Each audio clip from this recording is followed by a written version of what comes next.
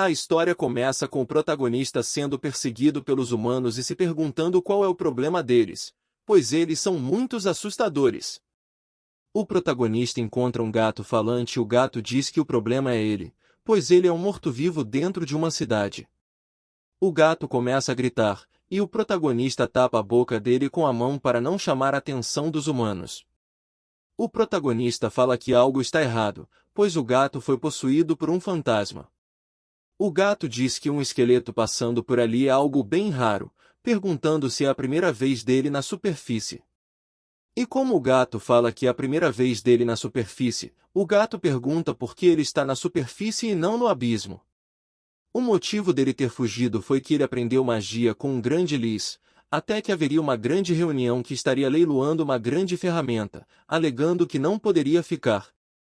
O protagonista se oferece para ajudar o lis com as tarefas dele, e quando ele estava fazendo as tarefas, ele derrubou um artefato e o grande lis ficou irritado com ele e também o protagonista roubou alguns tesouros. Quando ele fugiu com o anel, o grande lis falou que ia dar uma lição nele, o protagonista ficou com medo e fugiu. O gato fica com medo de quão burro é nosso protagonista e queria se separar dele. O protagonista pergunta por que os humanos estão atacando ele, alegando que nunca teve uma interação com os humanos. O gato explica que os mortos-vivos são um sinal de calamidade para os humanos e que os humanos vão fazer qualquer coisa para acabar com ele, pois ele é uma fonte de desastre. O protagonista fala que o gato também é um morto-vivo, por que não estão caçando ele também?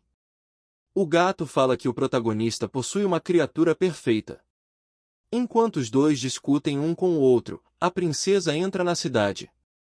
A princesa se pergunta por que a cidade está fechada, o guarda responde que eles estão atrás do morto-vivo. O protagonista pergunta por que os guardas tratam todos com respeito, o gato responde porque eles são cavaleiros. O gato fala que os cavaleiros são uma corporação da justiça e da luz. O gato fala para ele voltar para o submundo, o protagonista fala que não vai. O protagonista se equipa com equipamentos de cavaleiro e se vangloria. O gato fala que mesmo que ele pegasse todo o equipamento, ele não poderia se tornar um cavaleiro.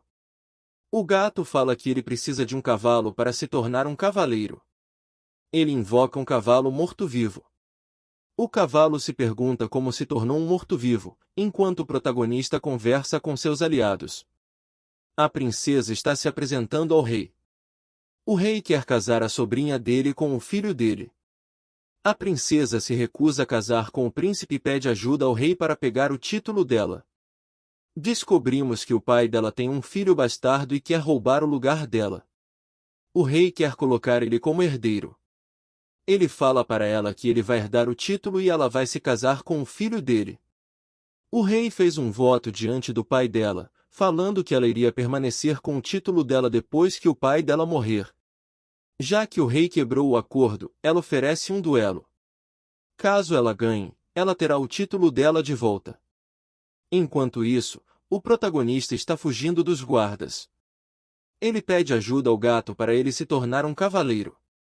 Ele se pergunta se as pessoas vão conseguir ver o rosto dele quando ele colocar o elmo. O cavalo responde que não, pois cavaleiros também têm capacetes escuros. O gato pede para que ele o mate, pois ele só quer dormir.